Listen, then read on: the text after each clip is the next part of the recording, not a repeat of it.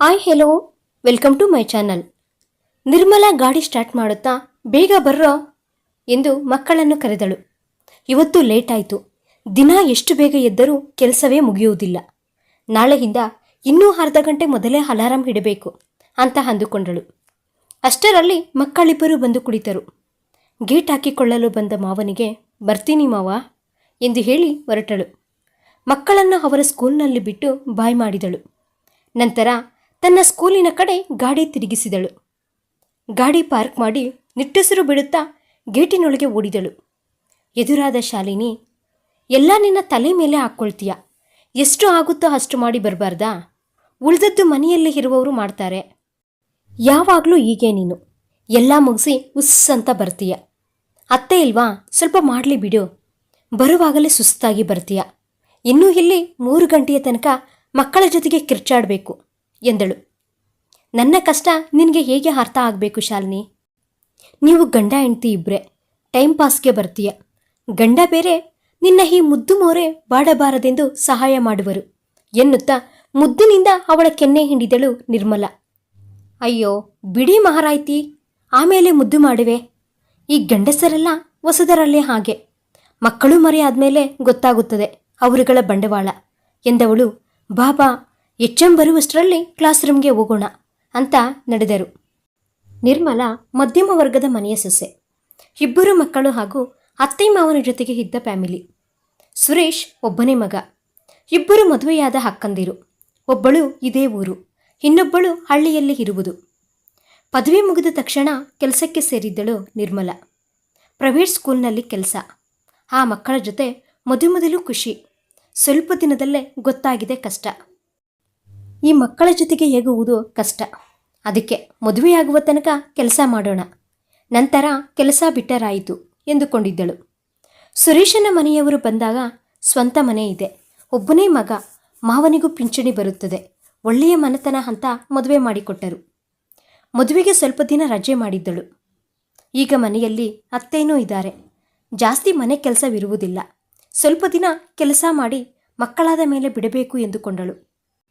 ಸುರೇಶನ ಸಂಬಳ ಕಡಿಮೆ ಇದ್ದ ಕಾರಣ ಕೆಲಸ ಮುಂದುವರಿಸಬೇಕಾದ ಅನಿವಾರ್ಯವಾಗಿತ್ತು. ಮಕ್ಕಳ ಓದು, ಸಣ್ಣ ಪುಟ್ಟ ಖರ್ಚುಗಳಿಗೆಲ್ಲ ಈಗ ತನ್ನದೇ ಸಂಬಳ. ಮುಂದೆ ಮಕ್ಕಳನ್ನು ಓದಿಸಲು ಎಷ್ಟು ದುಡ್ಡು ಕೂಡಿಟ್ಟರೂ ಸಾಲದು. ಅದಕ್ಕೆ ಹೇಗೋ ಸುಧಾರಿಸಿಕೊಂಡು ಕೆಲಸ ಮಾಡುತ್ತಿದ್ದಳು. ಇಬ್ಬರು ಮಕ್ಕಳು. ಮಗಳು 4ನೇ ತರಗತಿ, ಮಗ 1ನೇ ತರಗತಿ. ಬೆಳಿಗ್ಗೆ 5:15 ಎದ್ದು ಬಾಗಿಲಿಗೆ ನೀರು ರಂಗೋಲಿ ಹಾಕಿ ಅಡುಗೆ ಮನೆ ಕ್ಲೀನ್ ಮಾಡಿ, ಒಂದು ವೇಳೆ ರಾತ್ರಿನೇ ಕ್ಲೀನ್ ಮಾಡಿ ಮಲಗಿದರೋ ಬೆಳಗ್ಗೆ ಎದ್ದು ಕಸ ಗುಡಿಸಿ ಮನೆ ಒರೆಸಿ ಮುಂದಿನ ಕೆಲಸ ಮಾಡುವ ಪದ್ಧತಿ ಅವರ ಮನೆಯದು. ಅತ್ತೆ ಮಾವ ಇರುವ ಕಾರಣ ಅವರು ಹೇಳಿದಂತೆ ನಡೆದುಕೊಳ್ಳಲೇಬೇಕು. ಅಷ್ಟೊತ್ತಿಗೆ ಎದ್ದು ಬಂದಿರುವ ಅತ್ತೆ ಮಾವನಿಗೆ ಕಾಫಿ ಕೊಟ್ಟು ತಾನೂ ಕಾಫಿ ಕುಡಿದು ಸ್ನಾನ ಮುಗಿಸಿ ತಿಂಡಿ ಹಾಗೂ ಎಲ್ಲರಿಗೂ ಡಬ್ಬಿಗೆ ಅಡಿಗೆ ಮಾಡುತ್ತಾ ಹಾಗೇ ಮಕ್ಕಳನ್ನು ಎಬ್ಬಿಸಿ ಅವರಿಗೆ ಬ್ರಷ್ ಮಾಡಿಸಿ ಕುಡಿಯಲು ಹಾಲು ಕೊಟ್ಟು ಸ್ನಾನಕ್ಕೆ ಕಳುಹಿಸಬೇಕು. ಮಗಳು ಹೀಗೀಗ ಸ್ನಾನ ಮಾಡಿ ರೆಡಿಯಾಗುವಳು. ತಲೆ ಬಾಚಿದರೆ ಆಯಿತು. ಮಗ ಇನ್ನೂ ಚಿಕ್ಕವನು. ಅವನಿಗೆ ಸ್ನಾನ ಮಾಡಿಸಿ ಯೂನಿಫಾರ್ಮ್, ಶೂ ಎಲ್ಲ ಆಗಬೇಕು. ಅವನು ತುಂಟ, ತಿಂಡಿಯೂ ತಿನ್ನುವುದಿಲ್ಲ.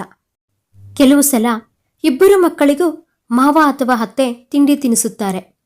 ಇದರ ಮಧ್ಯೆ ಎದ್ದು ಬಂದ ಗಂಡನಿಗೆ ಕಾಫಿ ಕೊಡಬೇಕು. ಅವನು ಪೇಪರ್ ಹಿಡಿದು ಕಾಫಿ ಕುಡಿಯದ ಹೊರತು ಆಚೀಚೆ ಬರುವುದಿಲ್ಲ. ಫ್ಲಾಸ್ಕ್ನಲ್ಲಿ ಹಾಕಿರುವ ಕಾಫಿ ಇಷ್ಟ ಆಗುವುದಿಲ್ಲ. ಎಲ್ಲರಿಗೂ ಫ್ರೆಶ್ ಆಗಿಯೇ ಮಾಡಬೇಕು. ಒಮ್ಮೊಮ್ಮೆ ಅತ್ತೆ ಮಾಡಿಕೊಡುವರು ಕಾಫಿ. ಓಡುತ್ತಾ 4 ಜನರ ಊಟದ ಕ್ಯಾರಿಯರ್ ರೆಡಿ ಮಾಡಿ ತಾನೂ ರೆಡಿಯಾಗಿ ಬರುವಷ್ಟರಲ್ಲಿ ನಿರ್ಮಲಾಗೆ ತಿಂಡಿ ತಿನ್ನಲು ಸಮಯವಿರುವುದಿಲ್ಲ. ನೋಡುತ್ತಿದ್ದಂತೆ 8 ಗಂಟೆ ಹಾಗೇ ಹೋಯಿತು. ಮಕ್ಕಳಿಗೆ ಗಂಡನಿಗೆ ತಿಂಡಿ ಕೊಟ್ಟಳು. ತಾನು ಸೇರಿದಷ್ಟು ತಿಂದು ಬಟ್ಟೆ ಪಾತ್ರೆಗಳನ್ನು ಹಿಂದಕ್ಕೆ ಹಾಕುವಳು. ಕೆಲಸದವಳು ಬಂದು ಕಸ ಮುಸರೆ ಮಾಡಿ ಹೋಗುವಳು. ಮಾವನವರು 9 ಗಂಟೆ ನಂತರ ತಿನ್ನುವುದು.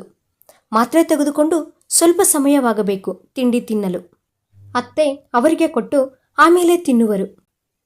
ದೋಸೆ, ಚಪಾತಿ, ರೊಟ್ಟಿಯಾದರೆ ನಾನು ಆಮೇಲೆ ಬಿಸಿಯಾಗಿ ಮಾಡುವೆ, ನೀನು ಹೊರಡಮ್ಮ ಎನ್ನುವರು ಅತ್ತೆ.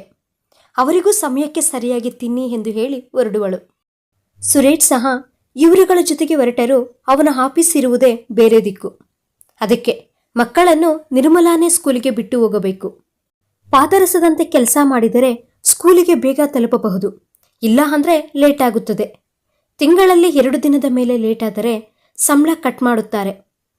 2 ದಿನದ ಸಂಬಳ ಕಟ್ಟಾದರೆ ಕಷ್ಟ. ಮೊದಲೇ ತಿಂಗಳ ಕೊನೆಗೆ ಕೈ ಖಾಲಿಯಾಗಿರುತ್ತದೆ. ಇನ್ನೂ ಕಡಿಮೆ ಬಂದರೆ ಮತ್ತೆ ನನ್ನ ಕೈ ಖರ್ಚಿಗೆ ಹಿಡಿತ ಮಾಡಬೇಕು. ಅದಕ್ಕೆ ಶಾಲೆಯಲ್ಲಿ ಎಲ್ಲರೂ ಬೇಗ ಬರುವುದು. ಎಲ್ಲ ಟೀಚರ್ಸ್ಗಳು ಮಧ್ಯಮ ವರ್ಗದ ಕುಟುಂಬದವರೇ. 1 ರೂಪಾಯಿ ಲೆಕ್ಕ ಹಾಕಿ ಖರ್ಚು ಮಾಡುವವರೇ ಜಾಸ್ತಿ. 5:30ಯಿಂದ ಒಂದೇ ಸಮ ಓಡಾಡಿ ಕಾಲು ನೋವು ಬಂದು ಸ್ವಲ್ಪ ಹೊತ್ತು ರೆಸ್ಟ್ ಮಾಡಿದರೆ ಸಾಕು ಅನಿಸುತ್ತಿರುತ್ತದೆ. ಆದರೆ ಕ್ಲಾಸಿನಲ್ಲಿ ಕುಳಿತುಕೊಳ್ಳುವ ಹಾಗಿಲ್ಲ, ನಿಂತು ಪಾಠ ಮಾಡಬೇಕು. ಇನ್ನೂ ಈ ಮಕ್ಕಳಿಗೆ ಪಾಠ ಮಾಡಿ ಕೂಗಿ ಕೂಗಿ ನಿಂತು ನಿಂತು ಇನ್ನಷ್ಟು ಸುಸ್ತು. ಸ್ಕೂಲ್ ಬಿಟ್ಟ ಮೇಲೆ ಇವರುಗಳು ಹೊರಡುವುದು 1 ಗಂಟೆ ತಡವಾದ ಕಾರಣ ಮಕ್ಕಳಿಗೆ ಸ್ಕೂಲ್ ವ್ಯಾನಿನಲ್ಲೇ ಹೋಗಲು ಏರ್ಪಾಟು ಮಾಡಿರುವರು. ಆ ಮಕ್ಕಳು ಎಷ್ಟು ಹೇಳಿದರೂ ಕೇಳುವುದಿಲ್ಲ.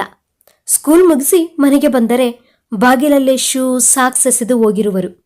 ಯೂನಿಫಾರ್ಮ್ ಬಿಚ್ಚದೆ ಅಮ್ಮ ಬರಲಿ ಅಂತ ಕುಳಿತಿರುವರು.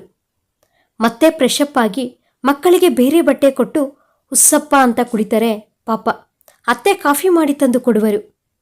10 ನಿಮಿಷ ಅವರ ಜೊತೆ ಮಾತನಾಡುತ್ತಾ ಕುಳಿತರೆ ಮತ್ತೆ ಕೆಲಸ ಕೈ ಬಿಸಿ ಕರೆಯುತ್ತಿರುತ್ತದೆ. ಮಕ್ಕಳಿಗೆ ತಿಂಡಿ ಮಾಡಿ ಕೊಡಬೇಕು. ತಿಂದು ಹರಡಿದ ಎಲ್ಲವನ್ನು ಸ್ವಚ್ಛ ಮಾಡಿ ಕೆಲಸದವಳು ತೊಳೆದ ಪಾತ್ರೆಗಳನ್ನು ಒಳತಂದು ಜೋಡಿಸಬೇಕು. ಅತ್ತೆಗೆ ನೀರು ಮುಟ್ಟಿದರೆ ಶೀತವಾಗುತ್ತದೆ. ಅದಕ್ಕೆ ಎಲ್ಲ ಇವಳ ಪಾಲಿಗೆ. ಟೆರೆಸ್ ಮೇಲೆ ಒಣ ಹಾಕಿದ ಬಟ್ಟೆ ತಂದು ಮಡಚಿ ಇಡಬೇಕು. ಕೆಲವು ಸಮಯ ಟಿವಿ ನೋಡುತ್ತಾ ಕುಳಿತ ಅತ್ತೆ ಇಲ್ಲಿ ಯಾಕೋ ಮಡಚಿಕೊಡುವೆ ಅಂತ ಮಡಚಿಕೊಡುತ್ತಾರೆ.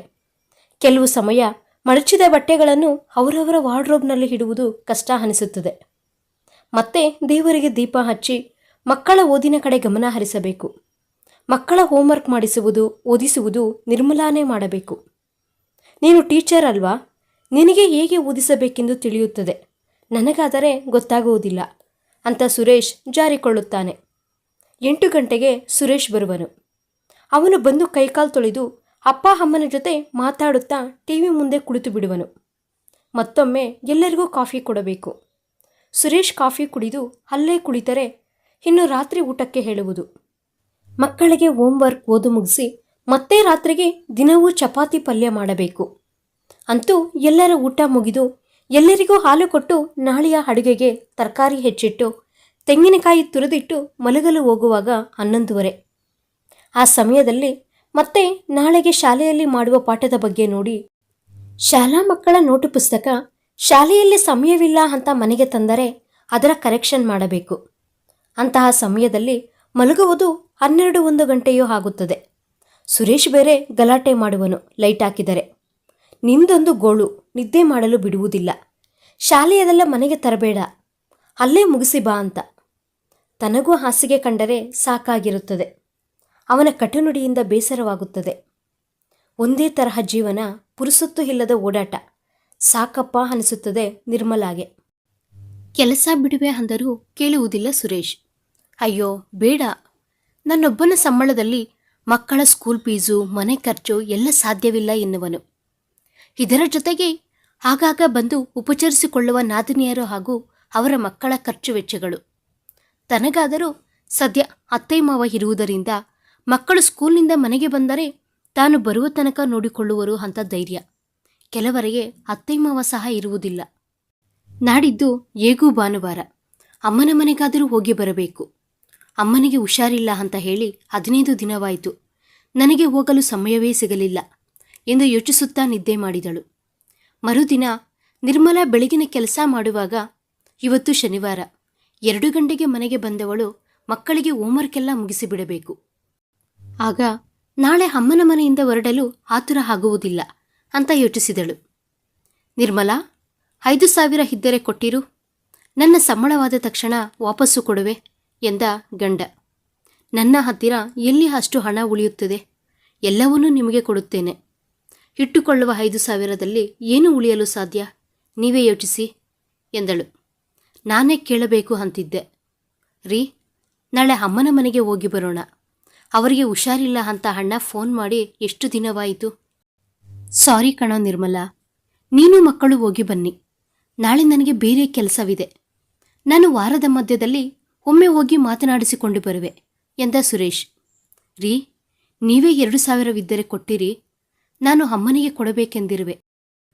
ಯಾವಾಗಲೂ ಏನೂ ಕೊಡುವುದಿಲ್ಲ, ದುಡಿಯುವ ಮಗಳು ಲೆಕ್ಕಕ್ಕೆ ಅಷ್ಟೆ. ಅವರಿಗೆ ಹುಷಾರಿಲ್ಲದಿದ್ದಾಗ ಸ್ವಲ್ಪವಾದರೂ ಕೊಡೋಣ ಅಂತ ಅಂದುಕೊಂಡಿದ್ದೆ ಎಂದಳು. ನನ್ನ ಹತ್ತಿರ ನಿಜವಾಗಿಯೂ ಇಲ್ಲ ನಿರ್ಮಲಾ, ಇದ್ದರೆ ಖಂಡಿತ ಕೊಡುತ್ತಿದ್ದೆ. ನಾನೇ ನಿನ್ನನ್ನು ಕೇಳುತ್ತಿರುವೆ. ತಿಂಗಳ ಕೊನೆ ಸಂಬಳ ಆದ ಮೇಲೆ ಕೊಡುವೆ ಬಿಡು ಎಂದ.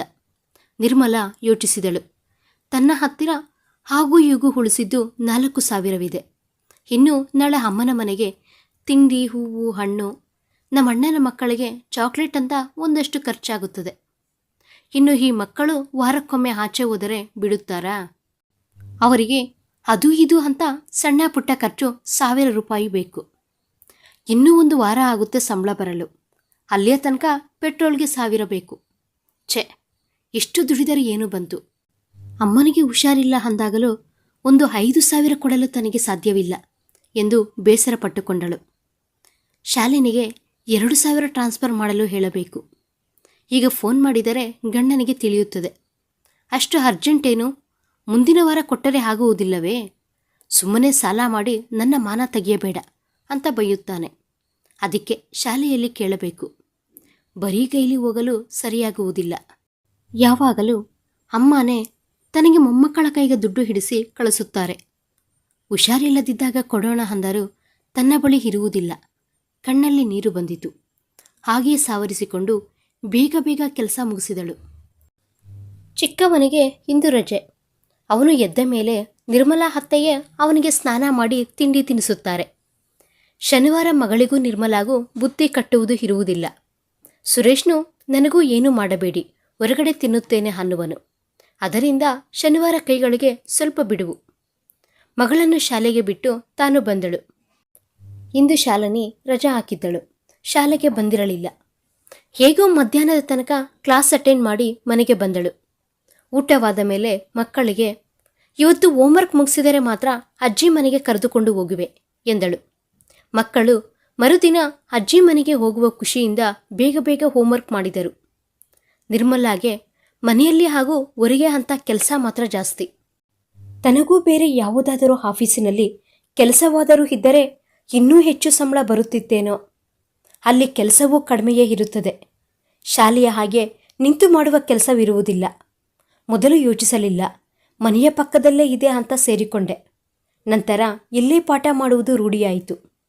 ಸರ್ಕಾರಿ ಕೆಲಸವಾಗಿದ್ದರೆ ಎಷ್ಟು ಚೆನ್ನಾಗಿತ್ತು. ಎಷ್ಟೊಂದು ಸಂಬಳ, ಹಾಗೆ ತುಂಬ ರಜೆ, ಎಲ್ಲ ಫೆಸಿಲಿಟೀಸ್ ಸಿಕ್ಕುವುದು. ತನ್ನ ಜೊತೆ ಓದಿದ ಮೌನಿಕಾಗೆ LICಯಲ್ಲಿ ಕೆಲಸ. ಅವಳು ಮೊನ್ನೆ ಸಿಕ್ಕಿದಾಗ ಹೇಳುತ್ತಿದ್ದಳು, ಕೆಲಸಕ್ಕೆ ಸೇರಿಕೊಂಡ ಮೇಲೆ ಮುಗಿಯಿತು ಕಣೆ, ಮತ್ತೆ ಕೆಲಸ ಬಿಡುತ್ತೇನೆ ಎನ್ನುವುದು ಕನಸಿನ ಮಾತೆ. ನಮಗಿಂತ ಹೆಚ್ಚು ನಮ್ಮ ಕುಟುಂಬದವರ ಕಣ್ಣು ನಮ್ಮ ಸಂಬಳದ ಮೇಲೆ ಇರುತ್ತದೆ. ಕೆಲಸ ಬಿಡಲು ಕೊಡುವುದಿಲ್ಲ. ಆರಾಮಾಗಿ ಕುಳಿತು ಅಷ್ಟು ಸಂಬಳ ತೆಗೆದುಕೊಳ್ಳುತ್ತೀಯಾ, ಬಿಡಬೇಡ ಎನ್ನುವರು. ಆಫೀಸಿನಲ್ಲಿ ಕುಳಿತರೆ ಸಂಬಳ ಕೊಡುತ್ತಾರಾ? ಅಲ್ಲಿ ಮೇಲಿನವರ ಕೈ ಕೆಳಗೆ ಹೇಗುವುದು ನಮಗೆ ಗೊತ್ತು.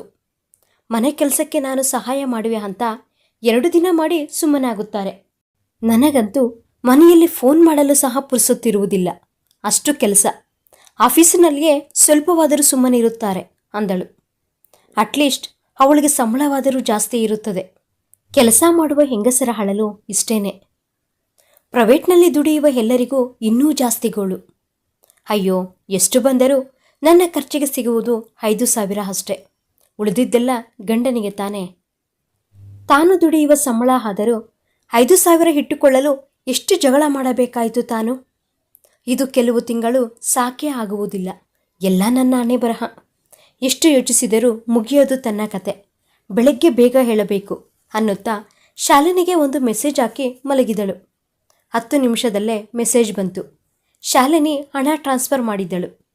ಸಮಯಕ್ಕೆ ಬೇಕೆಂದಾಗ ಶಾಲಿನಿ ಸಹಾಯ ಸಿಗುತ್ತಿತ್ತು ನಿರ್ಮಲಾಗೆ. ಬೆಳಗ್ಗೆ ಬೇಗ ಎದ್ದು ಮಕ್ಕಳನ್ನು ಎಬ್ಬಿಸಿದಳು. ಎಷ್ಟು ಬೇಗ ಅಂದರೂ ಮಕ್ಕಳನ್ನು ರೆಡಿ ಮಾಡುವಷ್ಟೊತ್ತಿಗೆ 8:30 ಆಗಿತ್ತು. ತಿಂಡಿ ದೋಸೆ ಚಟ್ನಿ ಮಾಡಿದ್ದಳು. ನೀನು ತಿಂಡಿ ತಿಂದು ಹೊರಟು ಬಿಡು ನಿರ್ಮಲಾ, ಉಳಿದ ಕೆಲಸ ನಾನು ಮಾಡುವೆ. ಲೇಟಾಗಿ ಹೋದರೆ ಅಮ್ಮನ ಹತ್ತಿರ ಸ್ವಲ್ಪ ಹೊತ್ತು ಇರಲು ಆಗುವುದಿಲ್ಲ ಎಂದರು ಅತ್ತೆ. ಬೇಗ 2 ದೋಸೆ ತಿಂದು ಹೊರಟರು. ಸುರೇಶ್ ಆಗಲೇ ಏನೋ ಕೆಲಸವಿದೆ ಎಂದು ಟಿಫನ್ ಮಾಡಿ ಹೋಗಿದ್ದ. ಅಮ್ಮ, ಅಡುಗೆ ಮಾಡಿಟ್ಟು ಹೋಗಲ್ಲ ಎಂದಾಗ ಅತ್ತೆ, ಬೇಡ, ನೀನು ಹೊರಟು ಬಿಡು, ನಮ್ಮಿಬ್ಬರಿಗೆ ಏನೋ ಒಂದು ಮಾಡುವೆ ಎಂದರು ಅತ್ತೆ. ಹಾಗೆ ನಿರ್ಮಲಾ, ಹೇಗಿದ್ದರೂ ಹೊರಗಡೆ ಹೋಗ್ತಿದೆಯಲ್ಲ? ಅನನ್ಯ ಫೋನ್ ಮಾಡಿದ್ದಳು. ನೀನು ನಮ್ಮ ಚಿನ್ನುಗೆ ತಂದು ಕೊಟ್ಟಿರುವಂತಹ ಡ್ರೆಸ್ ಅವಳಿಗೂ ತಂದು ಕೊಡುತ್ತೇನೆ ಅಂತ ಹೇಳಿದ್ದೀಯಂತೆ, ಅತ್ತೆ ತಂದಿದ್ದಾರಾ ಅಂತ ಕೇಳಿದಳು.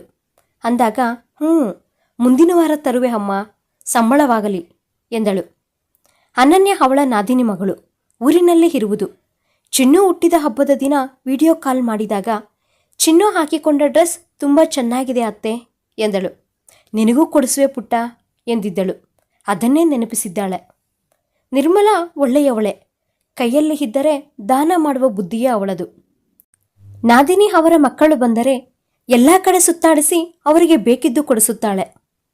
ಇಬ್ಬರೂ ನಾದಿನಿಯರ ಮಕ್ಕಳಿಗೂ ಅತ್ತೆ ಎಂದರೆ ತುಂಬ ಇಷ್ಟ. ಅಷ್ಟೇ ಸಲಿಗೆ, ಮಾವನಿಗಿಂತಲೂ ಅತ್ತೆಯ ಬಳಿಗೆ ಸಲಿಗೆ ಅವರಿಗೆ. ಗಂಡು ಮಕ್ಕಳು ತಮಗೆ ಬೇಕಿರುವುದನ್ನು ಸಂಕೋಚವಿಲ್ಲದೆ ಅತ್ತೆಯ ಬಳಿ ಕೇಳಿ ತೆಗೆದುಕೊಳ್ಳುವರು. ಇಲ್ಲಿ ಇರುವ ನಾದಿನಿಯಂತೂ ತಿಂಗಳಿಗೊಮ್ಮೆ ಬಂದು 2 ದಿನ ಇದ್ದು ಹೋಗುತ್ತಾಳೆ. ಊರಿನಲ್ಲಿ ಇರುವ ನಾದಿನಿ ಬರುವುದು ವರ್ಷಕ್ಕೆ 2 ಸಲ ಮಾತ್ರ. ಅವಳ ಮಗಳೇ ಅನನ್ಯ. ಪಾಪ, ಒಳ್ಳೆಯ ಹುಡುಗಿ, ಚಿಕ್ಕವಳು, ಆಸೆ ಸಹಜ. ಆದರೆ ತನಗೆ ಈ ತಿಂಗಳು ತುಂಬ ಕಷ್ಟ. ಮುಂದಿನ ತಿಂಗಳು ತೆಗೆದು ಕೊರಿಯರ್ ಮಾಡೋಣ ಅಂತ ಯೋಚಿಸಿದಳು. ಬನ್ರಿ ಬೇಗ ಬೇಗ ಎನ್ನುತ್ತಾ ಗಾಡಿ ಸ್ಟಾರ್ಟ್ ಮಾಡಿದಳು. ದಾರಿಯಲ್ಲಿ ATMನಿಂದ ಹಣ ಡ್ರಾ ಮಾಡಿ ಅಲ್ಲಿಗೆ ಸ್ವಲ್ಪ ಹಣ್ಣು, ತಿಂಡಿ, ಚಾಕ್ಲೇಟ್ಸ್ ತೆಗೆದುಕೊಂಡಳು. ಅಣ್ಣ ಅತ್ತಿಗೆ ಮನೆಯಲ್ಲಿಯೇ ಇದ್ದರು. ಬಾ ನಿರ್ಮಲಾ, ಎಷ್ಟು ದಿನವಾಯಿತು ನೀನು ಬರದೆ ಎಂದರು. ಏನು ಮಾಡುವುದು, ಸ್ಕೂಲ್, ಮನೆ ಅಂತ ಸರಿ ಹೋಗುತ್ತದೆ ಎಂದಳು. ಮಕ್ಕಳೆಲ್ಲ ಆಟವಾಡಲು ಶುರು ಮಾಡಿದರು. ಅಮ್ಮ ಹೇಗಿದ್ದೀಯಾ ಅಂತ ಅಮ್ಮನ ಆರೋಗ್ಯ ವಿಚಾರಿಸಿದಳು. ಅಮ್ಮನ ಜೊತೆ ಕುಳಿತು ಸ್ವಲ್ಪ ಹೊತ್ತು ಮಾತನಾಡಿದಳು. ನಿನ್ನಣ್ಣ ಅತ್ತಿಗೆ ಚೆನ್ನಾಗಿ ನೋಡಿಕೊಳ್ಳುತ್ತಾರೆ ಕಣೆ, ನೀನು ನನ್ನ ಬಗ್ಗೆ ಯೋಚಿಸಬೇಡ. ನನಗೆ ನಿನ್ನದೇ ಯೋಚನೆ, ಬಿಡುವಿಲ್ಲದ ಕೆಲಸದಿಂದ ನಿನ್ನ ಆರೋಗ್ಯ ಕೆಟ್ಟರೆ ಅಂತ. ಕೆಲಸ ಬಿಟ್ಟು ಬಿಡು ನಿರ್ಮಲಾ, ಬಂದಷ್ಟರಲ್ಲೇ ನೆಮ್ಮದಿಯಾಗಿ ಇದ್ದರಾಯಿತು ಎಂದರು. ಇವರು ಒಪ್ಪುವುದಿಲ್ಲ. ನನಗೆ ಅಂಥ ತೊಂದರೆ ಇಲ್ಲ ಅಮ್ಮ, ಅತ್ತೆ ಮಾವ ತಮ್ಮ ಕೈಲಾದ ಸಹಾಯ ಮಾಡುತ್ತಾರೆ ಎಂದಳು ನಿರ್ಮಲಾ. ತನ್ನ ನೋವು ಹೇಳಿದರೆ ಅಮ್ಮ ಇನ್ನೂ ಸಂಕಟ ಪಡುವಳು ಎಂದು. ಔಷಧಿ ಮಾತ್ರೆಗೆ ಅಂತ 5,000 ತೆಗೆದುಕೊಟ್ಟಳು. ಛೆ, ನನಗೆ ಯಾಕೆ ದುಡ್ಡು, ನನ್ನ ಬಳಿ ಇದೆ. ಔಷಧಿ ಮಾತ್ರೆ ಎಲ್ಲ ನಿಮ್ಮಣ್ಣನೇ ತರುತ್ತಾನೆ. ನನ್ನ ಪೆನ್ಷನ್ ಹಣ ಹಾಗೇ ಇರುತ್ತದೆ, ನೀನೇ ಇಟ್ಟುಕೋ, ನಿನಗೆ ಬೇಕಾಗುತ್ತದೆ ಎಂದರು. ಬೇಡ ಅನ್ನಬೇಡ ಅಮ್ಮ, ನನ್ನ ಮನಸ್ಸಿನ ಸಮಾಧಾನಕ್ಕೆ ತೆಗೆದುಕೊಳ್ಳಿ. ಎಷ್ಟು ದುಡಿದರೂ ಸಂಸಾರಕ್ಕೆ ಸುರಿಯುವುದಾಗುತ್ತದೆ. ಒಂದು ಸಲಾನೂ ನಾನು ನಿಮಗೆ ಏನೂ ಮಾಡಲು ಆಗುವುದಿಲ್ಲ ಎಂದಳು.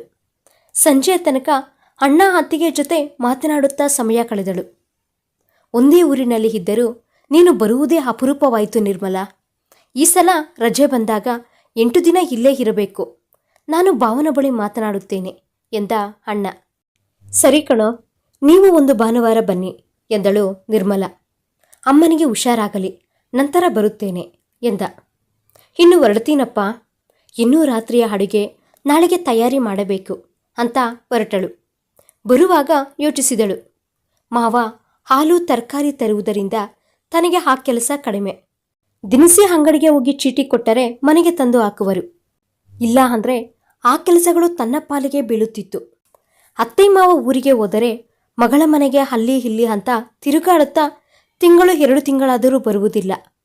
ಆಗ ತನಗೆ ಇನ್ನೂ ಹೆಚ್ಚಿನ ಹೊರೆಯಾಗುವುದು. ಸುರೇಶ್ ಮನೆ ಕೆಲಸ ಏನೂ ಮಾಡುವುದಿಲ್ಲ ಅಂದುಕೊಂಡಳು. ಮರುದಿನ ಲಂಚ್ ಅವರ್ನಲ್ಲಿ ವೀಣಾ, ನೋಡ್ರೆ ಎಲ್ಲ ಮೈಸೂರು ಸಿಲ್ಕ್ ಸೀರೆ 45% ಡಿಸ್ಕೌಂಟ್ಗೆ ಹಾಕಿದ್ದಾರೆ. 3 ದಿನ ಇರುತ್ತದೆ ಸೇಲ್, ಎಲ್ಲರೂ ಒಂದೊಂದು ಸೀರೆ ತೆಗೆದುಕೊಳ್ಳೋಣ ಎಂದಳು. ಅಮ್ಮ ತಾಯಿ, ಡಿಸ್ಕೌಂಟ್ ಅಂದರೂ 8,000ಕ್ಕೆ ಕಡಿಮೆ ಇರುವುದಿಲ್ಲ. ನನ್ನಿಂದ ಅಂತೂ ಸಾಧ್ಯವಿಲ್ಲ. 2,000ವಾದರೆ ನೋಡಬಹುದು. ಇದು ಸೀತಾಳ ಮಾತು. ಸರಿ, ಒಂದು ಕೆಲಸ ಮಾಡೋಣ, ಕಡಿಮೆ ದರದಲ್ಲಿ ಎಲ್ಲರೂ ಒಂದೇ ತರಹದ ಸೀರೆ ತೆಗೆದುಕೊಳ್ಳೋಣ ಅಂತ ಡಿಸೈಡ್ ಮಾಡಿದರು. ನಿರ್ಮಲಾಗೆ ಉಗುಳುವ ಹಾಗಿಲ್ಲ, ಬಿಡುವ ಹಾಗಿಲ್ಲ. ಇನ್ನು ಸೀರೆ ಕೊಳ್ಳಲು ಹೋದರೆ ಸೀರೆಗೆ, ಆಟೋಗೆ, ಹೋಟೆಲ್ ಅಂತ ಕಡಿಮೆ ಎಂದರೂ 3,000 ಕೈ ಬಿಡುತ್ತದೆ. ಇನ್ನೂ ತಾನು ಕೊಂಡರೆ ಆಯ್ತಾ, ಅತ್ತೆಗೆ ಕೊಡಿಸಬೇಕು. ಅವರು ಹೆಣ್ಣು ಮಕ್ಕಳಿಗೆ ಅಂತ ರಾಗ ಎಳೆಯುವರು. ಇವರುಗಳಿಗೆ ಅರ್ಥವಾಗುವುದಿಲ್ಲ. ಅವರಿಗೆ ಏಳಬೇಡಿ ಅನ್ನುವರು. ಏಳದಿದ್ದರೆ ಸರಿಯಾಗುವುದಿಲ್ಲ. ಅಲ್ಲದೆ ನಾನು ಹಣ ಹೇಗೆ ಹೊಂದಿಸಲಿ? ಹಾಗೆ ನೋಡಿದರೆ ಇದು ಒಳ್ಳೆಯ ಸ್ಕೂಲೇ. ಬೇರೆ ಕಡೆಗಳಿಗಿಂತ ಜಾಸ್ತಿ ಸಂಬಳವನ್ನು ಕೊಡುತ್ತಾರೆ. ಆದರೆ ಸಂಬಳ ಎಷ್ಟು ಬಂದರೂ ನನಗೆ ಸಿಕ್ಕುವುದು 5,000. ಅದು ಏನಕ್ಕೂ ಸಾಲುವುದಿಲ್ಲ. ಇನ್ನು ಈ ಟೀಚರ್ ಜೊತೆಗೆ ತಿರುಗುತ್ತಿದ್ದರೆ ಅಷ್ಟೇ ಅಂದುಕೊಂಡಳು. ಇವಳ ಭಾವನೆಗಳನ್ನು ಅರ್ಥ ಮಾಡಿಕೊಂಡ ಶಾಲಿನಿ, ನಿರ್ಮಲಾ, ಸುಮ್ಮನೆ ಬಾರೆ, ನಾನು ನೋಡ್ಕೊಳ್ತೀನಿ, ನಿನ್ನ ಕಷ್ಟ ಯಾರಿಗೂ ಹೇಳಬೇಡ ಎಂದಳು. ಎಷ್ಟು ದಿನ ಅಂತ ಹೀಗೆ ನಿನ್ನ ಬಳಿ ತೆಗೆದುಕೊಳ್ಳುವುದು? ಬೇಡ ಕಣೆ, ನನಗೆ ಈ ತರಹದ್ದು ಮೊದಲೇ ಇಷ್ಟವಾಗುವುದಿಲ್ಲ. ಸೀರೆ ಬದಲು ಅದೇ ಹಣ ಉಳಿಸಿ ಸ್ವಲ್ಪ ಪುಸ್ತಕ ತೆಗೆದುಕೊಳ್ಳಬಹುದು ಎಂದಳು ನಿರ್ಮಲಾ. ಪುಸ್ತಕ ಅಂತಾಗ ನೆನಪಾಯಿತು ನಿರ್ಮಲಾ, ನನ್ನ ಡಿಸ್ಕೌಂಟ್ ಇತ್ತು ಅಂತ ಕೆಲವು ಪುಸ್ತಕಗಳನ್ನು ಕೊಂಡುಕೊಂಡೆ. ಓದಿದ ನಂತರ ನಿನಗೆ ತಂದು ಕೊಡುವೆ ಎಂದಳು ಶಾಲಿನಿ. ಶಾಲಿನಿಗೆ ಇನ್ನೂ ಮದುವೆಯಾಗಿ 2 ವರ್ಷ. ಅವಳ ಅಪ್ಪ ಅಮ್ಮ ಬೆಂಗಳೂರಿನಲ್ಲೇ ಇರುವುದು. ಆದರೆ ಅತ್ತೆ ಮಾವ ಮೈಸೂರಿನಲ್ಲೇ ಇರುವುದು.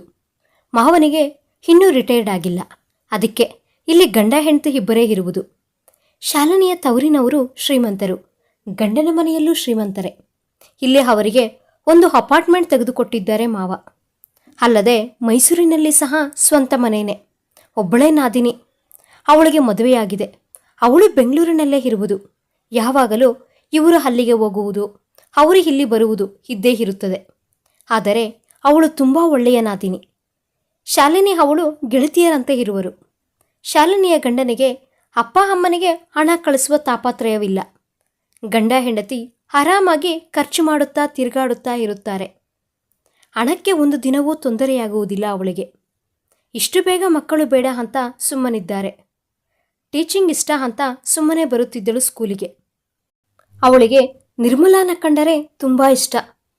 ಇವರಿಬ್ಬರು ಒಟ್ಟಿಗೆ ಇರುತ್ತಿದ್ದರು. ಸ್ಕೂಲ್ಗೆ ಬರುವ ಎಲ್ಲ ಟೀಚರ್ಗಳಿಗೂ ಮನೆಯಲ್ಲಿ ಒಂದೊಂದು ತರಹ ಕಷ್ಟವೇ. ಆದರೂ ಕೆಲವರು ಬೇರೆಯವರನ್ನು ಹಾಡಿಕೊಳ್ಳುವರು. ಅದಕ್ಕೆ ನಿರ್ಮಲಾ ಯಾರ ಜೊತೆಗೂ ಜಾಸ್ತಿ ಬೆರೆಯದೆ ಶಾಲಿನಿ ಜೊತೆ ಮಾತ್ರ ಇರುವಳು.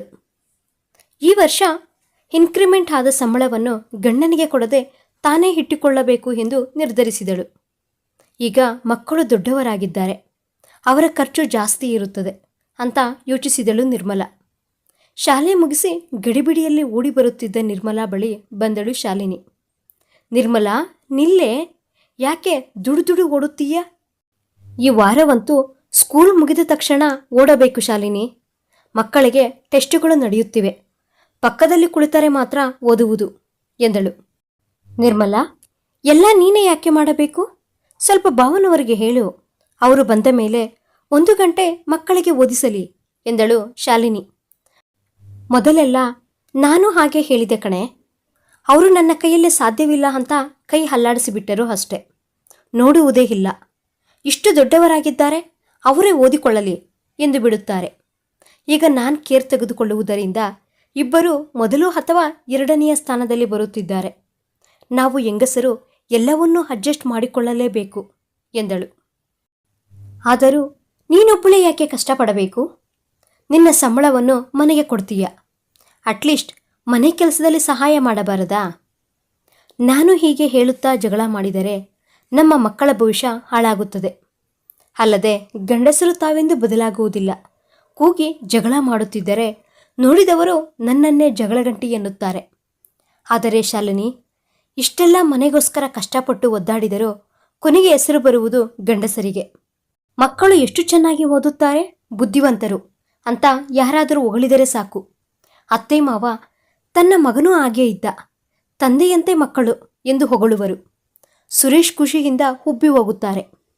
ಈಗಲೂ ಅಷ್ಟೆ, ಮಕ್ಕಳನ್ನು ಓದಿಸಿ ಮೊದಲ ಸ್ಥಾನ ಬರುವಂತೆ ಮಾಡಿದ್ದು ನಾನು. ಮೊನ್ನೆ ಮಾವನ ಹಳೆಯ ಗೆಳೆಯರು ಯಾರೋ ಬಂದಿದ್ದರು. ಅವರು ನನ್ನ ಮಗನನ್ನ ಕರೆದು ಮಾತನಾಡಿಸಿದರು. ಹೇಗೆ ಓದುತ್ತಿದ್ದೀಯಾ ಅಂತ ಜನರಲ್ಲಾಗಿ ಕೇಳಿದರು. ತಕ್ಷಣ ನಮ್ಮ ಮಾವ, ಅವನು ನಮ್ಮ ಸುರೇಶ್ ಆಗಿಯೇ ತುಂಬ ಬುದ್ಧಿವಂತ. ಶಾಲೆಯಲ್ಲಿ ಮೊದಲ ಸ್ಥಾನ ಯಾರಿಗೂ ಬಿಟ್ಟುಕೊಟ್ಟಿಲ್ಲ. ಮೊಮ್ಮಗಳು ಅಷ್ಟೇ, ಇಬ್ಬರು ಮಕ್ಕಳು ತಂದೆಯಂತೆ ತುಂಬ ಬುದ್ಧಿವಂತರು ಎಂದರು. ಎಲ್ಲ ಗಂಡಸರು ಹಾಗೆ ಶಾಲಿನಿ. ನಾವು ಒಂಟಿಯಾಗಿದ್ದಾಗ ನೀನು ಮನೆಗಾಗಿ ಎಷ್ಟು ಕಷ್ಟಪಡುತ್ತೀಯಾ? ನಿಜಕ್ಕೂ ನಿನ್ನಂಥ ಹೆಂಡತಿ ಸಿಕ್ಕಿದ್ದು ನನ್ನ ಪುಣ್ಯ ಎಂದು ಹೊಗಳಿ ಹಠಕ್ಕೇರಿಸುವರು. ಆದರೆ ಎಲ್ಲರೆದುರಲ್ಲಿ ತಾನೇ ಕಷ್ಟಪಟ್ಟಿದ್ದು ಅಂತ ಬಿಗುವರು. ಆಯ್ತು ಕಣೆ, ಮಾತನಾಡುತ್ತಾ ನಿಂತರೆ ಸಮಯವಾಗುತ್ತದೆ. ಮಕ್ಕಳಿಗೆ ಓದಿಸಬೇಕು. ನಾನು ಲೇಟಾಗಿ ಹೋದರೆ ಆಟವಾಡಲು ಹೋಗಿಬಿಡುತ್ತಾರೆ. ಆಮೇಲೆ ರಸ್ತೆಯಲ್ಲಿ ಹುಡುಕಾಡಬೇಕು ಅಷ್ಟೆ. ಮಗಳನ್ನು ಸಂಗೀತ ಕ್ಲಾಸ್ಗೆ ಬೇರೆ ಬಿಟ್ಟು ಬರಬೇಕು. ಈ ಬದುಕಿನ ಜಂಜಾಟ ಮುಗಿಯುವುದಿಲ್ಲ. ಬಾಯ್ ಬಾಯ್ ಎನ್ನುತ್ತಾ ಗಾಡಿಯನ್ನು ಮನೆಯ ಕಡೆಗೆ ಓಡಿಸಿದಳು ನಿರ್ಮಲಾ. ನಿರ್ಮಲಾ ಮನೆಗೆ ಬಂದು ಮಗಳನ್ನು ಸಂಗೀತ ಕ್ಲಾಸ್ಗೆ ಬಿಟ್ಟು ಬಂದಳು. ಅಡುಗೆ ಮನೆಯಲ್ಲಿ ಕೆಲಸಗಳು ಕೈಬೀಸಿ ಕರೆಯುತ್ತಿದ್ದವು. ಹಾಗೇ ಕೆಲಸ ಮಾಡುತ್ತಾ ಮಗನಿಗೆ ಹೋಂವರ್ಕ್ ಮಾಡಿಸಿದಳು. ಬೆಳಗ್ಗೆಯಿಂದ ಸಂಜೆಯ ತನಕ ದುಡಿಯುವುದೇ ಆಯಿತು. ಯಾಕೋ ಈಗೀಗ ಮೊದಲಿನ ಉಲ್ಲಾಸವೇ ಇಲ್ಲ ಅಂತ ಅಂದುಕೊಂಡಳು. ಶಾಲಿನಿ ಬೆಳಗ್ಗೆ ಹೇಳಿದ್ದು ನೆನಪಾಯಿತು. ಒಂದೇ ಸಮ ಮಾಡಿದ್ದೇ ಮಾಡುತ್ತಿದ್ದರೆ ಜೀವನ ಬೇಸರ ಬಂದುಬಿಡುತ್ತದೆ ನಿರ್ಮಲಾ. ಈ ಸಲ ರಜೆಯಲ್ಲಿ 8 ದಿನ ಗಂಡ ಹೆಂಡತಿ ಮಕ್ಕಳ ಜೊತೆ ಪ್ರವಾಸ ಹೋಗಿ ಬನ್ನಿ ಎಂದಳು. ಹೌದು, ಎಷ್ಟೊಂದು ದಿನವಾಯಿತು ಎಲ್ಲೂ ಹೋಗದೆ. ಈ ಸಲ ರಜೆಯಲ್ಲಿ ಹೋಗಬೇಕು. ಸುರೇಶನಿಗೆ ಹೇಳಬೇಕು ಅಂದುಕೊಂಡಳು. ರಾತ್ರಿ ಸುರೇಶ್ ಬಂದಾಗ ಊಟ ಎಲ್ಲ ಮುಗಿದ ಮೇಲೆ ಮಲಗುವಾಗ ಹೇಳಿದಳು. ನೀನು ಹೇಳುವುದು ಸರಿ ನಿರ್ಮಲಾ. ನೀನು ಮನೆಗಾಗಿ ಹಗಲು ರಾತ್ರಿ ದುಡಿಯುತ್ತೀಯ. ನಿನಗಾಗಿ ಏನನ್ನೂ ಕೇಳುವುದಿಲ್ಲ. ಆದರೆ ಅಪ್ಪ ಅಮ್ಮನನ್ನು ಬಿಟ್ಟು ಹೇಗೆ ಹೋಗುವುದು ಎಂದ. 8-10 ದಿನ ತಾನೇ ನಿಮ್ಮ ತಂಗಿ ಮನೆಯಲ್ಲಿ ಬಿಟ್ಟು ಹೋಗೋಣ, ಅಥವಾ ಅವಳನ್ನೇ ಇಲ್ಲಿ ಬಂದಿರಲು ಹೇಳೋಣವೆಂದಳು. ಆಯಿತು, ಎಲ್ಲಿ ಹೋಗಬೇಕು, ಎಷ್ಟು ಹಣ ಖರ್ಚಾಗುತ್ತದೆ ಎಲ್ಲವನ್ನೂ ಪ್ಲ್ಯಾನ್ ಮಾಡು ಎಂದ. ಸದ್ಯ ಬೇಡ ಅನ್ನದೆ ಒಪ್ಪಿಕೊಂಡನಲ್ಲ ಎಂದು ನಿರ್ಮಲಾಗೆ ಖುಷಿಯಾಯಿತು. ಮರುದಿನ ಅತ್ತೆ ಮಾವನ ಬಳಿ ಹೇಳಿದಾಗ, ನಮ್ಮ ಬಗ್ಗೆ ಯೋಚಿಸಬೇಡಿ, ನೀವು ಸಂತೋಷವಾಗಿ ಹೋಗಿ ಬನ್ನಿ. ಅಷ್ಟು ದಿನ ನಾವಿಬ್ಬರೇ ಇರ್ತೀವಿ, ಏನೂ ಭಯವಿಲ್ಲ ಎಂದರು. ಮರುದಿನ ಶಾಲಿನಿ ಜೊತೆಗೆ ಚರ್ಚಿಸಿ ಎಲ್ಲಿ ಹೋಗುವುದು ಅಂತ ಪ್ಲ್ಯಾನ್ ಮಾಡಿದಳು.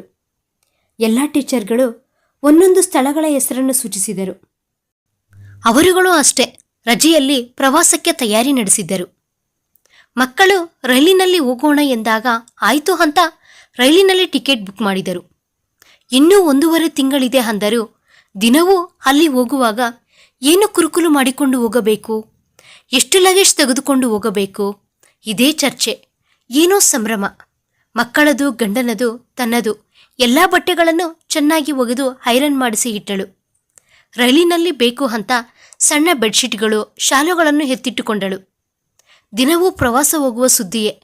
ಮಕ್ಕಳಂತೂ ಅಲ್ಲಿ ಏನೇನು ನೋಡಬೇಕು, ಯಾವ ಬಟ್ಟೆ ಹಾಕಿಕೊಳ್ಳಬೇಕು, ಏನೇನು ಖರೀದಿ ಮಾಡಬೇಕು, ಇದೇ ಚರ್ಚೆ.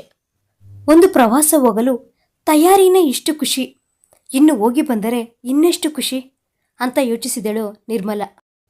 ಏಕತಾ ನತಿಯ ಬದುಕಿನಿಂದ ಆಚೆ ಬರಲು ಈ ತರಹದ ಪ್ರವಾಸದ ಅಗತ್ಯವಿದೆ. ಇನ್ಮುಂದೆ ಪ್ರತಿ ವರ್ಷ ಹೋಗುವ ರೂಢಿ ಮಾಡಿಕೊಳ್ಳಬೇಕು ಅಂದುಕೊಂಡಳು. ಮತ್ತೆ ಶಾಲೆಗೆ ರಜೆ ಶುರುವಾಯಿತು. ಪ್ರವಾಸ ಹೊರಡಲು 4 ದಿನವಿತ್ತು. ಒಂದು ದಿನ ಅಮ್ಮನ ಮನೆಗೆ ಹೋಗಿ ಹೇಳಿ ಬಂದಳು. ನಿರ್ಮಲಾ ಅಣ್ಣನೂ ಹೇಳಿದ, ಬಾವಾ, ನಿಮ್ಮ ಅಪ್ಪ ಅಮ್ಮನ ಬಗ್ಗೆ ಯೋಚಿಸಬೇಡಿ, ನಾನು 2 ದಿನಕ್ಕೊಮ್ಮೆ ಹೋಗಿ ನೋಡಿ ಬರುತ್ತೇನೆ ಎಂದು. ಪ್ರವಾಸ ಹೊರಡುವ ಹಿಂದಿನ ದಿನ ಸಡಗರವೋ ಸಡಗರ. ಎಲ್ಲವನ್ನೂ ಇಟ್ಟುಕೊಂಡಿದ್ದೀವಾ ಅಂತ 2 ಬಾರಿ ಚೆಕ್ ಮಾಡಿಕೊಂಡು ಅಪ್ಪ ಅಮ್ಮನಿಗೆ ಹುಷಾರು ಎಂದು ಹೇಳಿ ಹೊರಟರು. ಹೋದ ಸ್ಥಳದಲ್ಲಿ ಮೊದಲೇ ಇರಲು ರೂಮ್ ಬುಕ್ ಆಗಿತ್ತು. ರೈಲಿನಿಂದ ಇಳಿದು ರೂಮಿಗೆ ಹೋಗಿ ಲಗೇಜ್ ಎಲ್ಲ ಹಾಕಿ ಫ್ರೆಶ್ ಅಪ್ ಆಗಿ ಮೊದಲೇ ಪ್ಲ್ಯಾನ್ ಮಾಡಿದಂತೆ ಟ್ಯಾಕ್ಸಿ ಮಾಡಿಕೊಂಡು ಎಲ್ಲ ಸ್ಥಳಗಳಿಗೂ ಭೇಟಿ ಕೊಟ್ಟರು. 8 ದಿನವೂ ಯಾವ ಯೋಚನೆ ಇಲ್ಲದೆ ಕಳೆದು ಹೋಯಿತು. ಕೊನೆಯ ದಿನ ಮನೆಯವರಿಗೆ ಸ್ನೇಹಿತರಿಗೆ ಎಲ್ಲ ಗಿಫ್ಟುಗಳನ್ನು ಕೊಂಡರು. ಮಕ್ಕಳು ಸಹ ತಮಗೆ ಬೇಕಿರುವುದನ್ನು ಕೊಂಡರು. ಓದಷ್ಟೇ ಖುಷಿಯಾಗಿ ವಾಪಸ್ ಬಂದರು. ಬಂದ ಮೇಲೂ ಅಮ್ಮ, ಅತ್ತೆ, ನಾದಿನಿಯರ ಬಳಿ, ಗೆಳತಿಯರ ಬಳಿ ಅಲ್ಲಿ ನೋಡಿರುವ ಸ್ಥಳಗಳ ಬಗ್ಗೆ ಮಾತು. ಶಾಲಿನಿ, ನಿಜವಾಗಿಯೂ ನೀನು ಕೊಟ್ಟ ಸಲಹೆಯಿಂದ ತುಂಬ ಖುಷಿಯಾಯಿತು. ಇನ್ನಷ್ಟು ವರ್ಷ ದುಡಿಯುವ ಎನರ್ಜಿ ಬಂತು ಎಂದಳು ಶಾಲಿನಿಗೆ ತಂದ ಗಿಫ್ಟ್ ಕೊಡುತ್ತಾ ನಿರ್ಮಲಾ. ಹಣ ಎಷ್ಟು ಸಂಪಾದಿಸಿದರೂ ಬೇಕು, ಹಾಗಂತ ಅವಶ್ಯಕತೆ ಇರುವಷ್ಟು ಖರ್ಚು ಮಾಡದೆ ಉಳಿತಾಯ ಮಾತ್ರ ಮಾಡುತ್ತಾ ಹೋದರೆ ಬದುಕು ರಸಹೀನವಾಗುತ್ತದೆ. ಬದುಕಲ್ಲಿ ಈ ತರಹದ ಬದಲಾವಣೆ ಬೇಕು ಅಂದುಕೊಂಡಳು ನಿರ್ಮಲಾ. ನಿರ್ಮಲಾಗೆ ಪ್ರವಾಸ ಹೋಗಿ ಬಂದ ಮೇಲೆ ಮನದಲ್ಲಿ ಏನೋ ಬದಲಾದ ಖುಷಿ, ತನುವಿನಲ್ಲಿ ಲವಲವಿಕೆ ತುಂಬಿತ್ತು. ಜೀವನ ಜಂಜಾಟದಲ್ಲಿ ಸೋತು ಹೋಗಿದ್ದ ಮನ ಕೊಂಚ ಚೇತರಿಕೆ ಕಂಡಿತು. ಅದನ್ನು ಅಮ್ಮ ಫೋನ್ ಮಾಡಿದಾಗೆ ಹೇಳಿದಳು ನಿರ್ಮಲಾ. ಅದಕ್ಕೆ ಅವಳ ಅಮ್ಮ, ಒಂದೇ ಸಮ ಮನೆ ಹಾಗೂ ಹೊರಗಡೆ ವಿಶ್ರಾಂತಿ ಇಲ್ಲದೆ ಕೆಲಸ ಮಾಡಿದರೆ ಜೀವನದಲ್ಲಿ ಬೇಸರ ಬಂದು ಹೋಗುತ್ತದೆ. ಇರುವ ಸಮಯದಲ್ಲೇ ನಿನ್ನ ಹವ್ಯಾಸಗಳಿಗೂ ಸಮಯ ಕೊಡು, ಪುಸ್ತಕ ಓದು, ಗಾರ್ಡನ್ ಮಾಡು ಎಂದರು ಅಮ್ಮ. ಹೌದು, ಅಮ್ಮ ಹೇಳಿದ್ದು ಸರಿ. ಇನ್ನೂ ಉಳಿದ ರಜೆಯನ್ನು ಹಾಗೇ ಕಳೆಯಬಾರದು. ತನ್ನ ಹವ್ಯಾಸಗಳಿಗೂ ಮೀಸಲಿಡಬೇಕು. ಆಗ ಸಂಸಾರದಲ್ಲಿ ಎಷ್ಟು ಕಷ್ಟ ಬಂದರೂ ಸಹಿಸುವ ಶಕ್ತಿ ಬರುತ್ತದೆ ಎಂದು ಯೋಚಿಸಿದಳು. ಮನೆಯ ಮುಂದೆ ಇರುವ 4-6 ಕುಂಡದಲ್ಲಿ ಗಿಡಗಳು ಒಣಗಿ ಹೋಗಿದ್ದವು. ಕೆಳಗಡೆ ಗಿಡ ಬೆಳೆಸಲು ಜಾಗವಿರಲಿಲ್ಲ. ಟೆರೆಸ್ ಮೇಲೆ ಗಾರ್ಡನ್ ಮಾಡೋಣವೆಂದು ಮನೆಯಲ್ಲಿ ಹೇಳಿದಾಗ, ಅತ್ತೆ, ಇರುವ ಗಿಡಗಳೇ ಒಣಗಿ ಹೋಗಿವೆ, ಇನ್ನು ಟೆರೆಸ್ ಮೇಲೆ ಯಾರು ನೋಡಿಕೊಳ್ಳುತ್ತಾರೆ ಎಂದರು. ಮಾವ ಮಾತ್ರ ಮಾಡೋಣ, ಚೆನ್ನಾಗಿರುತ್ತದೆ. ನಿನಗೆ ಸಮಯವಿಲ್ಲದಿರುವಾಗ ನಾನೇ ನೀರು ಹಾಕುವೆ. ನನ್ನ ಗೆಳೆಯ ಟೆರೆಸ್ ಗಾರ್ಡನ್ ಮಾಡಿದ್ದಾನೆ, ಎಷ್ಟೊಂದು ತರಕಾರಿಗಳನ್ನು ಬೆಳೆಯುತ್ತಾನೆ ಗೊತ್ತಾ ಎಂದರು. ಸುರೇಶ್ನು ಒಪ್ಪಿದ ಕಾರಣ ಮರುದಿನ ನರ್ಸರಿಗೆ ಹೋಗಿ ಇನ್ನೂ ಸ್ವಲ್ಪ ಕುಂಡಗಳನ್ನು ತಂದು ಟೆರೆಸ್ ಮೇಲೆ ಹಾಕಿದಳು. ಮಾವನ ಜೊತೆ ಅವರ ಗೆಳೆಯನ ಮನೆಗೆ ಹೋಗಿ ಅವರ ಗಾರ್ಡನ್ ನೋಡಿದಳು. ಅವರು ಟೆರೇಸಿನಲ್ಲೇ ಟೊಮೊಟೊ, ಹಸಿಮೆಣಸಿನಕಾಯಿ, ಕೊತ್ತಂಬರಿ, ಕರಿಬೇವು, ಪುದೀನ ಎಲ್ಲ ಬೆಳೆಸಿದ್ದರು. ಹಾಗಲಕಾಯಿ ಹಾಗೂ ಸೀಮೆ ಬದನೆ ಬಳ್ಳಿಯಂತೂ ಚಂದದ ಚಪ್ಪರವಾಗಿ ತುಂಬ ಕಾಯಿ ಬಿಟ್ಟಿತ್ತು. ನಾನಾ ತರಹದ ಹೂವಿನ ಗಿಡಗಳಿಂದ ಆ ಗಾರ್ಡನ್ ತುಂಬ ಚೆಂದ ಕಾಣುತ್ತಿತ್ತು. ಮಕ್ಕಳು, ನಮ್ಮ ಮನೆಯಲ್ಲಿ ಹೀಗೆಯೇ ಗಾರ್ಡನ್ ಮಾಡೋಣ, ನಾವು ನಿಮಗೆ ಹೆಲ್ಪ್ ಮಾಡುತ್ತೇವೆ ಎಂದರು. ಉಳಿದ ರಜೆಯ ದಿನಗಳಲ್ಲಿ ಟೆರೆಸ್ ಮೇಲೆ ಚಂದದ ಗಾರ್ಡನ್ ಮಾಡಿದಳು. ಪುಟ್ಟ ಮಕ್ಕಳಿಗೂ ಗಿಡಗಳಿಗೆ ನೀರು ಹಾಕುವ ಖುಷಿ. ಬೀಜ ಗಿಡವಾಗುವುದು, ಮೊಗ್ಗು ಒಡೆದು ಹೂವಾಗುವುದು, ಎಲ್ಲವನ್ನೂ ವಿಸ್ಮಯದಿಂದ ನೋಡುತ್ತಿದ್ದರು. ನಿರ್ಮಲಾ ಅತ್ತೆ ಮಾವನವರಂತೂ ಬೆಳಗ್ಗೆ ಸಂಜೆ ಜಾಸ್ತಿ ಟೆರೆಸ್ ಮೇಲೆ ಸಮಯ ಕಳೆಯುವುದು. ಮಕ್ಕಳು ಅಷ್ಟೇ, ಓದು ಹೋಮ್ವರ್ಕ್ ಮುಗಿಸಿ ಅಜ್ಜ ಅಜ್ಜಿಯರ ಜೊತೆಗೆ ಗಿಡಗಳನ್ನು ನೋಡುತ್ತಾ ಸಮಯ ಕಳೆಯುವರು. ಇದರಿಂದ ಅವರ ತುಂಟಾಟ, ಜಗಳಗಳು ಕಡಿಮೆಯಾಯಿತು. ಮತ್ತೆ ಶಾಲೆ ಶುರುವಾಯಿತು. ನಿರ್ಮಲಾಗೆ ಮತ್ತೆ ಬೆಳಗ್ಗೆ ಬೇಗ ಎದ್ದು ಮನೆಯಲ್ಲಿ ಅಡಿಗೆ ತಿಂಡಿ ಎಲ್ಲ ಮುಗಿಸಿ ಶಾಲೆಗೆ ಹೋಗಲು ಗಡಿಬಿಡಿಯಾಗುವುದು. ಆದರೂ ಕುಳಿತು ಕಾಫಿ ಕುಡಿಯುವ ಸಮಯದಲ್ಲಿ ಗಾರ್ಡನ್ನಲ್ಲಿ ಓಡಾಡುತ್ತಾ ಕಾಫಿ ಕುಡಿಯುವಳು. ಬೆಳಗ್ಗೆ ಎದ್ದು ಫ್ರೆಶ್ ಆಗಿ ಅರಳುವ ಹೂವುಗಳನ್ನು ಮುಟ್ಟಿ ಮಾತನಾಡಿಸಿ ಮುಂದಿನ ಕೆಲಸಕ್ಕೆ ಹೋಗುವಳು. ಸಂಜೆ ಸಹ ಶಾಲೆಯಿಂದ ಬಂದ ನಂತರ ಅರ್ಧ ಗಂಟೆ ಟೆರೆಸ್ ಗಾರ್ಡನ್ನಲ್ಲಿ ಕಳೆಯುವುದು. ದೇಹಕ್ಕೆ ವ್ಯಾಯಾಮನೂ ಆಗುತ್ತಿತ್ತು, ಮನಸ್ಸಿಗೆ ಮುದ ನೀಡುತ್ತಿತ್ತು. ಹಾಗೇ 2 ತಿಂಗಳು ಕಳೆಯಿತು. ನಿರ್ಮಲಾಗೆ ಈಗ ಕೆಲಸ ಮಾಡಲು ಮೊದಲಿನಷ್ಟು ಬೇಸರವಾಗುತ್ತಿಲ್ಲ. ಗಾರ್ಡನ್ ಕೆಲಸ ಬೇರೆ ಹೆಚ್ಚುವರಿಯಾದರೂ ಅವಳಿಗೆ ಏನೂ ಅನಿಸಲಿಲ್ಲ. ಮೊದಲ ಬಾರಿ ತಾನೇ ನೆಟ್ಟ ಗಿಡದಲ್ಲಿ ಹಸಿರು ಮೆಣಸಿನಕಾಯಿ, ಟೊಮೊಟೊ ಬಿಟ್ಟಾಗ ಅವಳಿಗೆ ತುಂಬ ಖುಷಿ. ಕೊತ್ತಂಬರಿ, ಪುದೀನ ಅಂಗಡಿಯಿಂದ ತರುವುದೇ ಬೇಕಿರಲಿಲ್ಲ. ಇವರ ಮನೆಗೆ ಆಗುವಷ್ಟು ಬಿಡುತ್ತಿತ್ತು.